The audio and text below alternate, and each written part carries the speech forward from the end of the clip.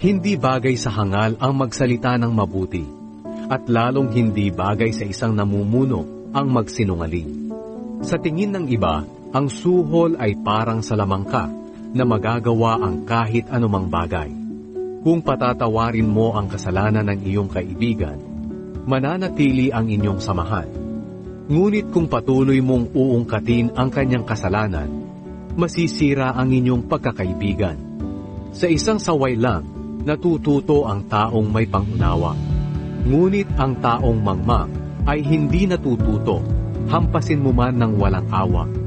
Laging naghahanap ng gulo ang taong masama, kaya ipapadala laban sa kanya ang isang taong malupit na magpaparusa sa kanya.